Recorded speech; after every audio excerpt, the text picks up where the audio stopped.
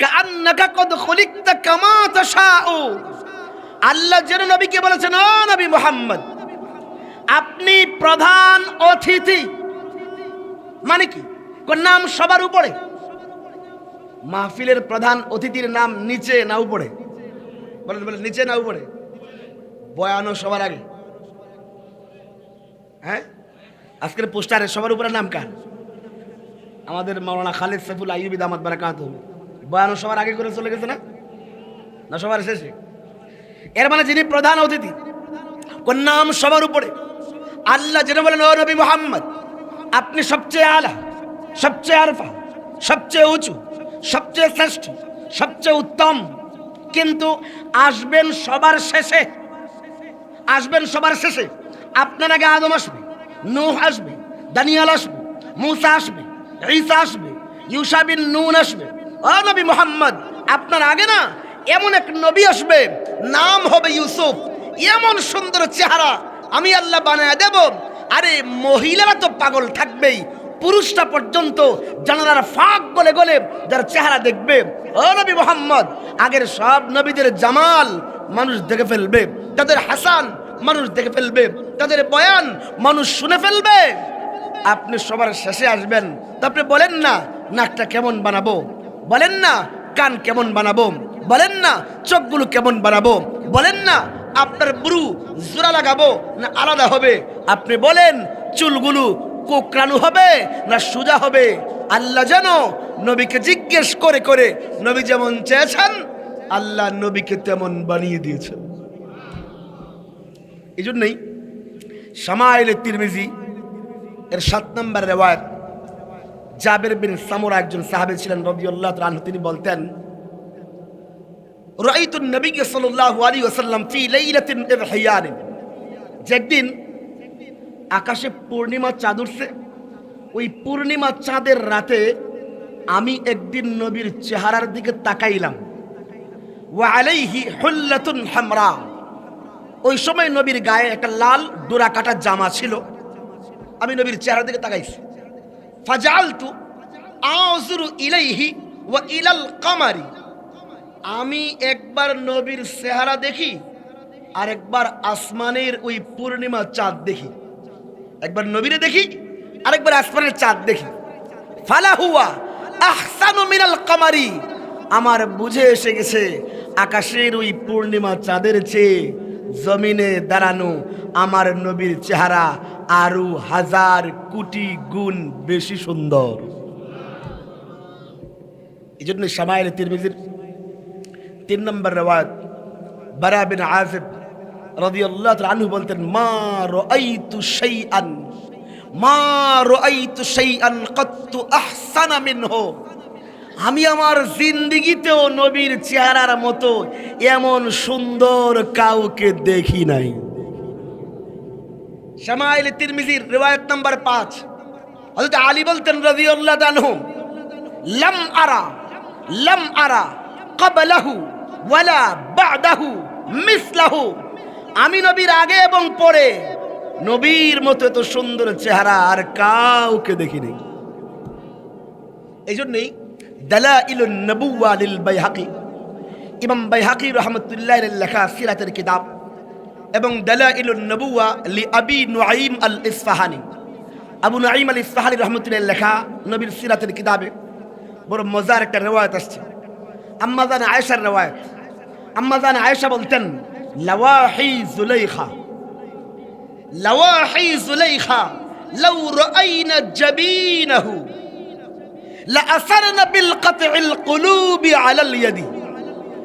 আম্মা জান আয়েশা বলতেন, আরে মিশরের বুকা মহিলারা, এরা ইউসুফ আলাইহিস সালামের চেহারা দেখা কাটতে গেছিল আপেল, কাটছে নিজের আঙ্গুল, খবর ছিল না। আরে এরা যদি আমার নবীর চেহারা দেখতো তাহলে কাটতে কাটতে নিজের কলিজাটাও কাইটা ফেলাইতো। আল্লাহ এমন কামেল চেহারা বানিয়েছেন। আম্মা জান আয়েশার এক রিওয়ায়াত আসছে দালাইলুন নবুওয়াতে। আম্মা জান আয়েশা আরো বলতেন, লানা শামসুন ওয়ালিল আফাক শামসুন, লানা শামসুন ওয়ালিল আফাক শামসুন ওয়া শামসি খায়রুম মিন শামসিস সামাই শামসুন নাসি তাতলাউ বা'দা ফজরিন ওয়া শামসি তাতলাউ বা'দাল ইশাই। আম্মা জান আয়েশা বলতেন, ও দুনিয়ার মানুষ, তোমাদের একটা আসমানের সূর্য আছে, আর আমার আয়েশার ঘরেও একখান সূর্য আছে। ও শামসি খায়রুম মিন শামসিস সামাই, তবে শোনো শোনো, তোমাদের ওই আসমানের সূর্যের চেয়ে আমি আয়েশার ঘরের সূর্যটা আরো অনেক বেশি শ্রেষ্ঠ এবং উত্তম। আচ্ছা কেমনে? এবার আম্মাজান দলিল দিচ্ছেন। আম্মাজানের দলিল বড় আজীব। আম্মাজান বলেন, তোমাদের আসমানের সূর্যের চেয়ে আমার ঘরের সূর্য কেন শ্রেষ্ঠ জানো? কারণ হলো শামসুন নাসি তাতলাউ বা'দা ফজরিন, তোমাদের আসমানের সূর্য উদিত হয় প্রত্যেকদিন সকালবেলা পূর্ব দিগন্ত থেকে, সকালে উঠে সন্ধ্যাবেলা ডুবে যায়, নাকি সন্ধ্যার পরেও থাকে? কথা কি বুঝতেছেন? আরে তোমাদের আসমানের সূর্য উঠে পূর্ব দিগন্ত থেকে সন্ধ্যাবেলা ডুবে যায়, রাতের অন্ধকারের গহ্বরে হারিয়ে যায়, রাতের অন্ধকারে নিমজ্জিত হয়ে যায়। রাতের বেলা তোমাদের সূর্যের বেল নাই, ডুবে গেছে, হারিয়ে গেছে, অন্ধকারের অতলান্তে নিমজ্জিত হয়ে গেছে। আবার মাঝে মাঝে তোমাদের সূর্যের গায়ে সূর্যগ্রহণ লেগে যায়। সূর্যগ্রহণ মনে হয় বুঝেননি? সূর্যগ্রহণ লাগলে কি সূর্যের কোনো আলো থাকে? সূর্যের কোনো বেল থাকে? তো আসমানের সূর্যের সূর্যগ্রহণ লাগে, পাওয়ারলেস হয়ে যায়, সন্ধ্যায় ডুবে যায়, অন্ধকারে হারায় যায়। আম্মাজান বলেন, ওয়া শামসি তাতলাউ বা'দাল ইশাই, যখন তোমাদের সূর্য ডুবে গেছে, হারায় গেছে, অন্ধকারে নিমজ্জিত হয়ে গেছে, সেই অন্ধকার রাতে এশার নামাজ পইরা মসজিদে নববী থেকে আইসা আমার সূর্য আমার ঘরে উদয় হয়ে যায়। এর মানে তোমাদের সূর্য যখন ডুবে যায়, হারায় যায় অন্ধকারে, সেই অন্ধকার রাতেও আমার সূর্যের আলোয় পুরা পৃথিবী আলোকিত থাকে। আচ্ছা আমাকে বলেন তো, চান্দিনার মানুষ, আমাদের নবী তো ইন্তেকাল করেছেন ১৫০০ বছর আগে, কিন্তু আমাদের নবীর নবুয়তের ইলমের সূর্যের আলো কি ডুবে গেছে? আজকের এই মাহফিলটা, এই মাদ্রাসাটা, এই মসজিদটা নবীর নবুয়তের সূর্যের আলোর একটা কিরণ না? বেশি কঠিন বলে ফেলালে মনে হয়? এটা নবীর সূর্যের আলোর একটা কিরণ না? নবীর বরকতেই তো আমাকে মুখে মুখে দাড়ি, বুঝাইতে পারিনি? নবীর সূর্যের আলোর একটা কিরণ কি আমাদের দাড়ি না? নবীর বরকতেই তো দাড়ি রাখছি, আরে নবীর বরকতেই তো মাথায় টুপি দিছি, নবীর বরকতেই তো গায়ে জামা ঝুলাইছি, পাঞ্জাবি ঝুলাইছি। আরে আমি কি বুঝাইতে পারতেছি? সূর্য কি ডুবে গেছে?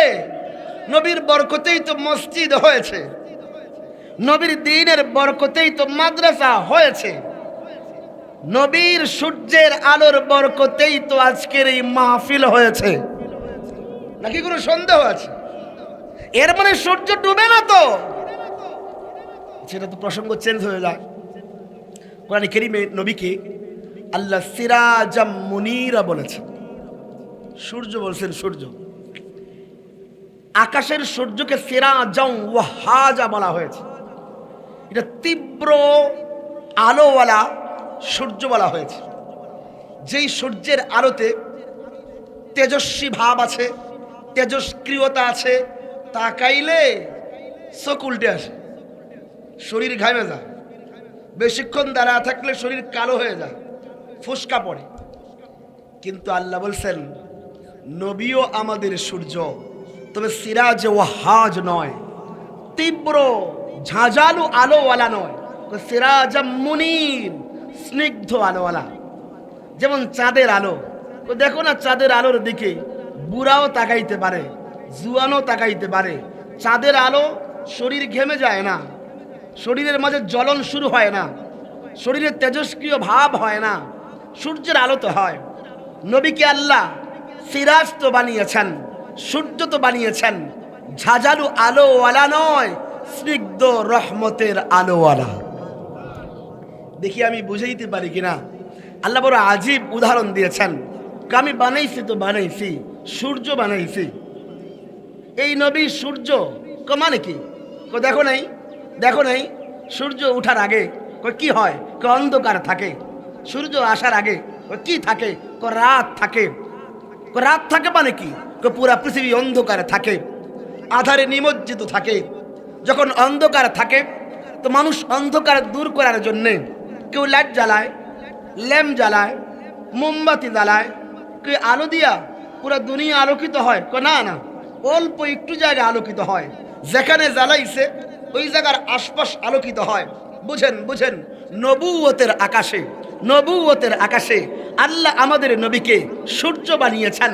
আচ্ছা, সূর্যের আগে তো অন্ধকার থাকে, সূর্যের আগে তো রাত থাকে।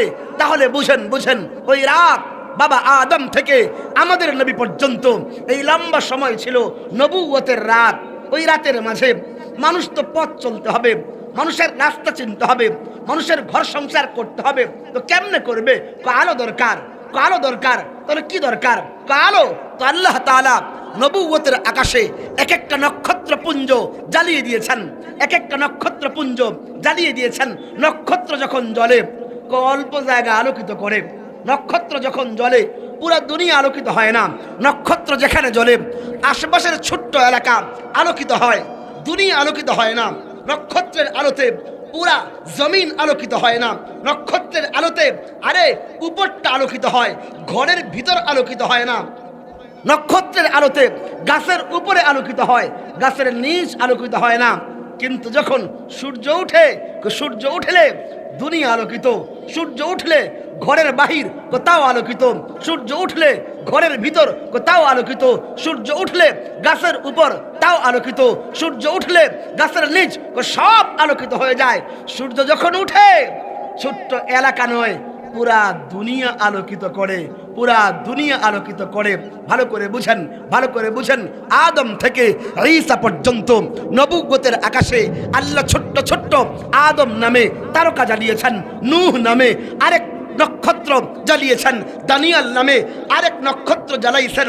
তারা আয়েশা তাদের নির্দিষ্ট এলাকা, কেউ ছোট্ট এলাকার নবী, কেউ ছোট্ট সম্প্রদায়ের নবী, কেউ একটা বনি ইসরাইল নামক গোত্রের নবী, কেউ কেউ আসছেন মাদায়েনের মতো ছোট্ট এলাকার নবী, কেউ একটা ছোট্ট সমাজের নবী।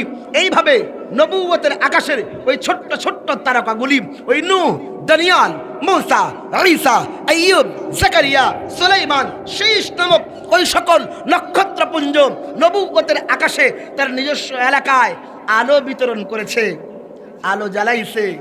দুনিয়া আলোকিত করে নাই, এই জন্য তারা নির্দেশিত হয় নাই। কিন্তু এর উল্টা যখন আল্লাহ আমাদের নবীকে পাঠাইলেন, এই নবী কয় না না শুধুমাত্র আরবের নবী নয়, না না এই নবী নির্দিষ্ট গোত্রের নবী নয়, নির্দিষ্ট এলাকা, নির্দিষ্ট সম্প্রদায়, নির্দিষ্ট সমাজ, নির্দিষ্ট রাষ্ট্র, কয় না না এই নবী তো পুরা দুনিয়ার জন্য, পুরা দুনিয়ার জন্য আসছে, প্রত্যেকটা এলাকার জন্য, প্রত্যেকটা গোত্রের জন্য, প্রত্যেকটা সমাজের জন্য। ইন্নী রাসূলুল্লাহি ইলাইকুম জামিআ, আমি আসছি তোমাদের সবার জন্য। ওমা আরসালনাকা ইল্লা কাফাতাল লিন্নাস, ও সবার জন্য। তিনি যখন সবার জন্য আসছেন, এর মানে সূর্য হয়ে আসলেন, পুরা দুনিয়াকে আলোকিত করেছেন। এর মাধ্যমে পুরা দুনিয়া এমন আলোকিত হয়েছে। সূর্য আসার পরে চাঁদের দরকার হয় না, সূর্য আসার পরে নক্ষত্রের প্রয়োজন হয় না, সূর্য আসার পরে এরকম ভাবে তারকাপুঞ্জের প্রয়োজন হয় না। দিনের বেলা কেউ লণ্ঠন জ্বালাইলে, হারিকেন জ্বালাইলে আমরা পাগল বলি, আহাম্মক নাকি? সূর্য এসে গেছে, কেন তুমি লণ্ঠন জ্বালাইছ? সূর্য এসে গেছে, কেন লাইট জ্বালায় রাখছো?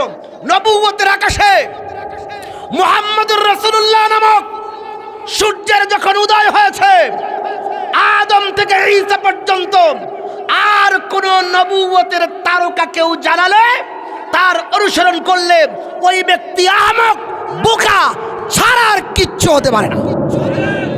সূর্য এসে গেছে, এখন তুমি ঈসা আলাইহিস সালামের ওই প্রদীপ জ্বালাও, এখন মুসা আলাইহিস সালামের ইহুদি ধর্মের ওই ছোট্ট লণ্ঠন জ্বালাও।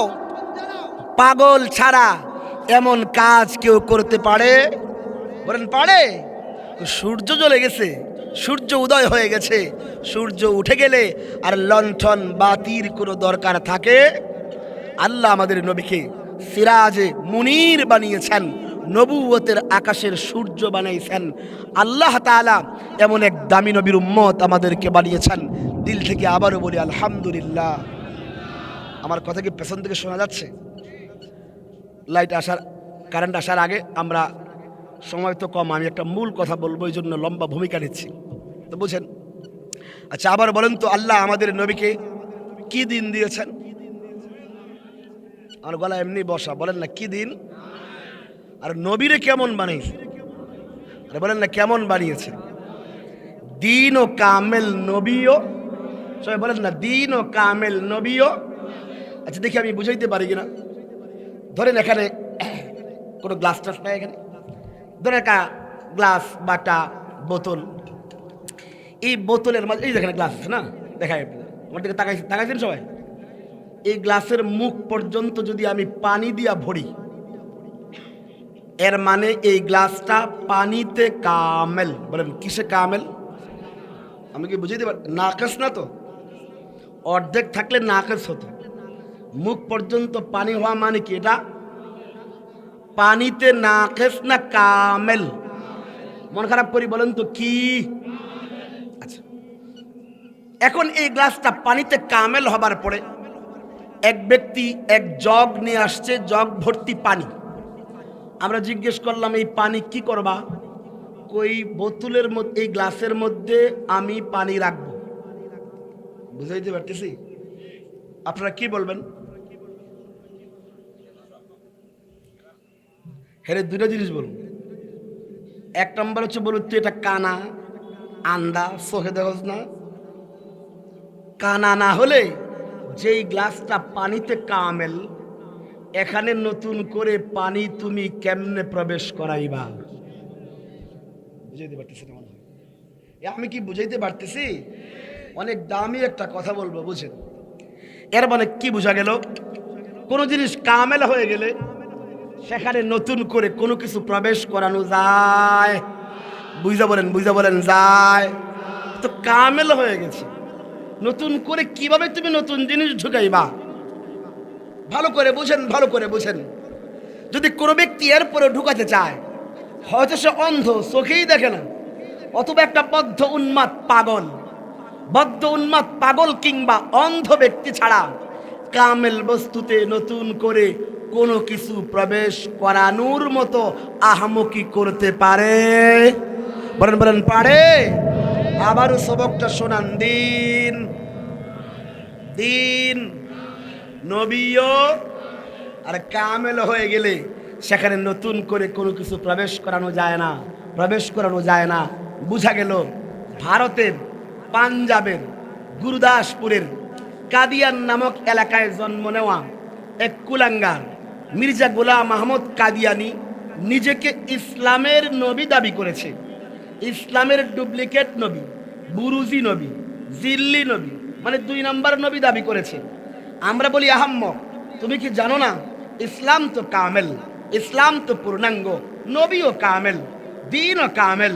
কোনো জিনিস কামেল হয়ে গেলে সেখানে তো নতুন করে কোনো কিছু প্রবেশ করানো যায় না। এর মানে বোঝা গেল মির্জা গোলাম আহমদ কাদিয়ানি ইসলামের নবী নয়, নাম্বার 1 শয়তান, কাফের। কামেল জিনিসে নতুন করে কোনো কিছু ঢুকানো যায়, প্রবেশ করানো যায়? তো দিন তো কামেল, নবীও কামেল, তুমি কোত্থেকে নাজিল হয়েছ? কিভাবে এই দিনের মাঝে নিজেকে ইসলাম দাবি, মুসলমান দাবি করে, ইসলাম দাবি করে এই ধর্মের নবী দাবি করো? নবীও কামেল, দিনও কামেল। এর মানে কাদিয়ানিরা মুসলমান না কাফের? এইটা বলা শুধু আমাদের হুজুরদের দায়িত্ব। আর 10 মিনিট একটা দামি একটা কথা বল, এটা বলা আমাদের হুজুরদের দায়িত্ব না?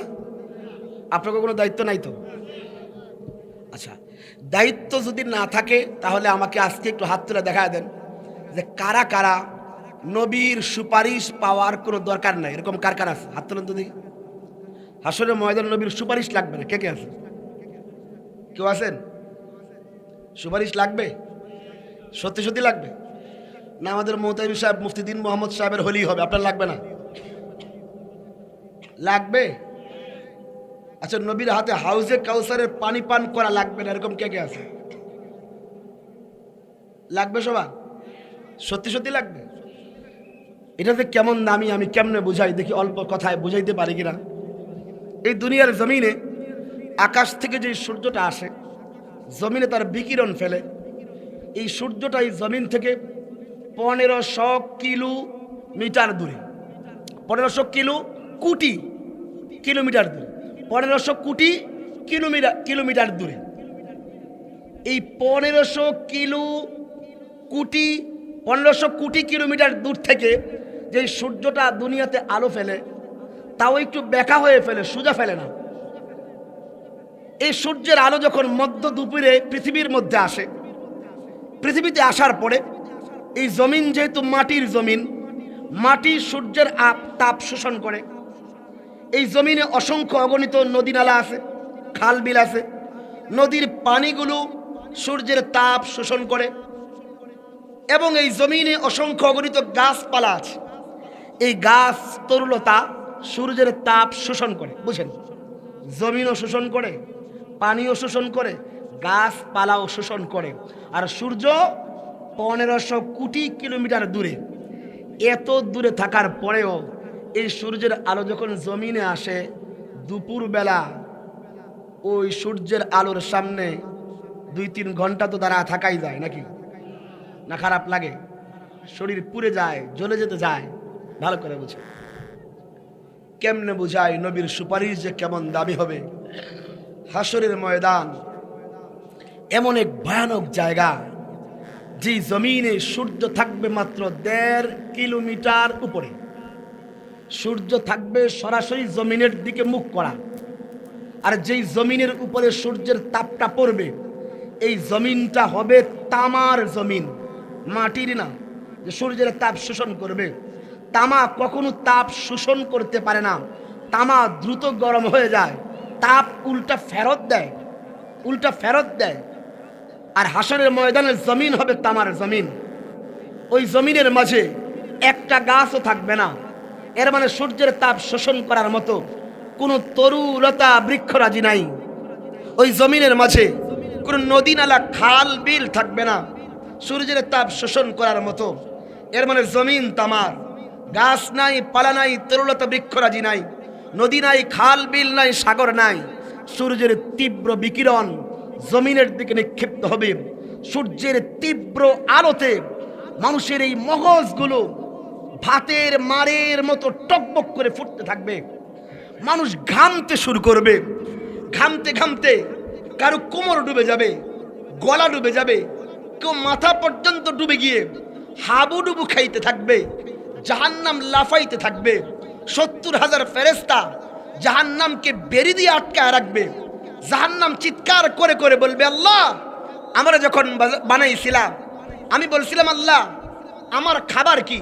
তো তুমি আল্লাহ বলছিলাম আমার খাবার হলো মানুষ। আল্লাহ, 1000 কোটি বছর ধরে আমি তো ক্ষুধার্ত ছিলাম, আমার খাবার মানুষ আমি পাই নাই। আজকে হাসরের ময়দান জুড়ে 1000 কোটি মানুষ দেখতে পাচ্ছি, আমার খাবারে ভরা। আল্লাহ, একটু অনুমতি দাও, আমি পুরো হাসরের ময়দান আমার ভিতরে গ্রাস করে নেব।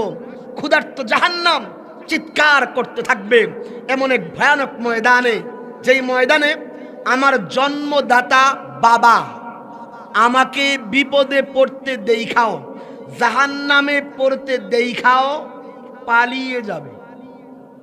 কি করবে? ভুলে গেলে সান্ত্বনা দিতে পারতেন যে আমারে পুলিশে ধরছে, বিপদে পড়ছি, আব্বা জানে না, তো সান্ত্বনা দিলাম যে আব্বা জানে না, এই জন্য আমাকে বাঁচাইতে আসে নাই। কিন্তু আপনি বিপদে পড়ার পরে বাবা যদি দেখাও পালিয়ে যায়, এ বুঝেন হাসরের ময়দানের ভয়ানক চিত্র। আল্লাহ বলেন, ইয়াউমা ইয়াফিরুল মারউ মিন আখি, ইয়াফিরুল মারউ মিন আখি ওয়া উম্মিহি ওয়া আবি। আব্বা পালিয়ে যাবে, আম্মা পলায়ে যাবে, দেখবে নিজের কলিজার টুকটা সন্তান জাহান্নামের আগুনে পড়ে যাচ্ছে, সাপের গর্তে পড়ে যাচ্ছে। আম্মা পালাবে, তো পালাবে কেন? যদি সন্তান দেখে ফেলায়, আর যদি বলে আম্মা আমার দুনিয়াতে থাকাকালে আমাকে একটা পিঁপড়ায় কামড় দিলে আম্মা তোমার চোখে পানি চলে আসতো, আমার দৌড়ায় কোলে নিতা, মাথায় তুলতা, কপালে চুমু খাইতা, আর বলতো আমার মানিক রে পিপিলিকায় কামড় দিয়েছে, বুকে জড়ায় ধরতা যেন আর পিঁপড়ায় কামড়াইতে না পারে।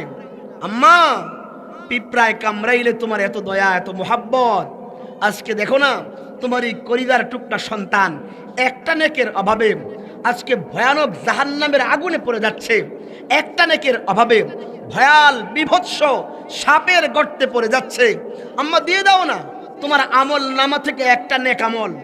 তো আম্মা যদি সন্তানের কথায় নিজের আমল নামা থেকে একটা নেক দিয়ে দেয়, আর এই এক নেকের অভাবে আম্মা নিজেই যদি আবার জাহান্নামী হয়ে যায়, এই ডরে আম্মা নিজের সন্তানকে জাহান্নামে পড়তে দেখাও পলায়া যাবে।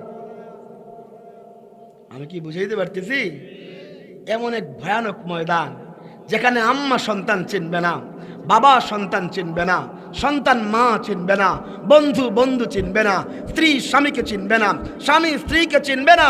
আরে রাখেন রাখেন, এই ময়দানে নবীরা উম্মত ভুলে যাবে। বাবা আদম, আমাদের আব্বা জান আদম উম্মত ভুলে যাবে। উম্মত ভুলে গিয়ে হাত তুলে বলবে ইয়া নফসি, আল্লাহ আগে আমি, আল্লাহ আগে তুমি আমারে বাঁচাও। এ ভালো করে বুঝেন, নূহ আলাইহিস সালামের মতো নবী আমি কেমনে কোন শব্দে বলবো? নূহ আলাইহিস সালামের মতো নবী ৯৫০ বছর পর্যন্ত যেই নবী উম্মতকে জাহান্নাম থেকে বাঁচাইতে উম্মতের দুয়ারে দুয়ারে ঠোকর খেয়েছেন। কাসাসুল আম্বিয়া ইবনে কাসিরের মাঝে বড় আজীব রিওয়ায়াত আসছে, নূহ আলাইহিস সালাম যখন দাওয়াত দিতে যাইতেন, দাওয়াত দিতে যাবার পরে সকালে যাইতেন, উম্মত ঘাড় ধাক্কা দিয়ে বের করে দিত। উনি দুপুর বেলা আবার যাইতেন, আবার ঘাড় ধাক্কা দিয়ে বের করে দিত। সন্ধ্যাবেলা আবার যাইতেন, আবার ঘাড় ধাক্কা দিয়ে বের করে দিত। রাতের বেলা আবার যাইতেন, আবার ঘাড় ধাক্কা দিয়ে বের করে দিত। শুধু বের করে দিত না, বরং মারতে শুরু করত। মারতে মারতে এমন হইতো মনে হইতো তিনি মারা গেছে।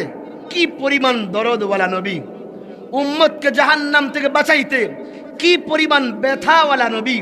যেই নবী আল্লাহর কাছে হাত পাইতে বলছিলেন, রব্বি ইন্নী দাওয়াতু কওমি লাইলান ওয়া নাহারা, আল্লাহ আমি আমার উম্মতরে দিনেও ডাকছি রাতেও ডাকছি, আল্লাহ আমি 24 ঘন্টা এদেরকে জাহান্নাম থেকে বাঁচানোর দাওয়াত দিছি, এরপরেও মানে নাই। এমন দরদওয়ালা নবী, উম্মতকে জাহান্নাম থেকে বাঁচাইতে যিনি এত মার খাইলেন, ওই নবী পর্যন্ত তার উম্মত ভুলে গিয়ে হাত তুলে বলবেন ইয়া নফসি, আল্লাহ আগে আমি, আল্লাহ তুমি আগে আমারে বাঁচাও, উম্মত বাদ, উম্মত বাদ। আরে মূসা আলাইহিস সালামের মতো নবী উম্মত ভুলে গিয়া নিজেকে বাঁচানোর জন্য বারবার হাত তুলে মোনাজাত করতে থাকবেন। ও চান্দিরার মানুষ, কয় রাকাত নামাজ পড়ে, কয়টা রোজা রাইখা আপনি আল্লাহর কাছে এর জন্য শুকরিয়া জানাবেন বলেন? যেই ময়দানে আমার মা আমাকে ভুলে যাবে, যেই ময়দানে আমার বাবা আমাকে ভুলে যাবে, যেই ময়দানে আমার প্রিয়তম স্ত্রী আমাকে ভুলে যাবে, যেই ময়দানে আমার কলিজার টুকটা সন্তান আমাকে ভুলে যাবে, যেই ময়দানে বাবা আদম থেকে ঈসা পর্যন্ত সব নবী উম্মত ভুলে যাবে, ওই ময়দানে একমাত্র আমার নবী, একমাত্র আপনার নবী আল্লাহর আরশের চৌকাঠে নিজের এই কপাল ঠেকায়া চোখের পানিতে হাসরের ময়দান ভিজায়া ভিজায়া দোয়া করতে থাকবে, ইয়া রব উম্মতি, ইয়া রব উম্মতি, আল্লাহ তুমি আগে আমার এই উম্মতরে বাঁচাও, আল্লাহ আগে আমার উম্মত বাঁচাও। যে ময়দানে আমার মা ভুলে গেছে, আমার জন্মদাতা বাবা আমারে ভুলে গেছে, আমার সন্তান আমারে ভুলে গেছে, সব নবী উম্মত ভুলে গেছে, ওই ময়দানে আপনি কয় রাকাত নামাজ পড়ে শুকরিয়া জানাবেন বলেন? কয়টা হজ করে শুকরিয়া জানাবেন বলেন?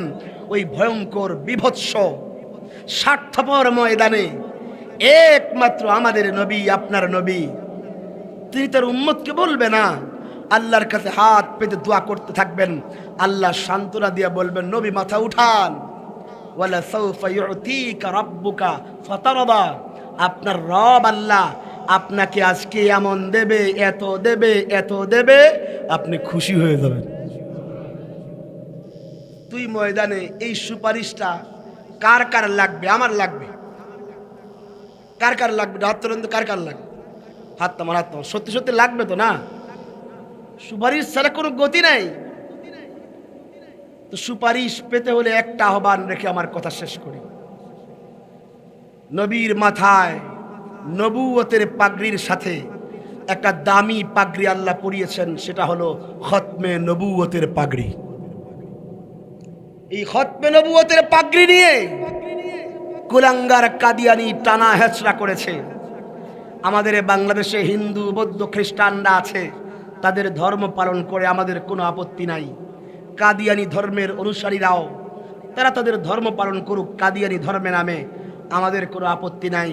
কিন্তু এই কুলাঙ্গাররা ইসলামের নামে, মুসলমানের নামে আমাদের ইসলাম ধর্মকে কলুষিত করে মির্জা গোলাম আহমদ কাদিয়ানিকে নবী মেনে ধর্ম পালন করে, এটা কোনো প্রকৃত আশিকে রসুল উম্মতে মুহাম্মদী সহ্য করতে পারে না। হিন্দু তার ইবাদত খানার নাম মন্দির রাখছে, আমাদের কোনো আপত্তি নাই। খ্রিস্টান তার ইবাদত খানার নাম চার্চ রাখছে, আমাদের কোনো আপত্তি নাই। ইহুদি তার ইবাদত খানার নাম গির্জা রাখছে, আমার কোনো আপত্তি নাই। এই দেশের বৌদ্ধরা তার ইবাদত খানার নাম প্যাগোডা রাখছে, আমার কোনো আপত্তি নাই। এই দেশের কাদিয়ানিরা তার ইবাদত খানার নাম মন্দির রাখুক, প্যাগোডা রাখুক, চার্চ রাখুক, গির্জা রাখুক, ঘোড়ার ডিম রাখুক, যা মন চায় তা রাখুক, আমাদের কোনো আপত্তি থাকার কথা নয়। কিন্তু কোনো হিন্দু, কোনো মুশরিক, কোনো কাফের হিন্দু যদি তার মন্দিরের নাম মসজিদ রাখে, তাহলে প্রত্যেকটা মুসলমানের এতে আপত্তি আছে। বুঝাইতে পারতেছি?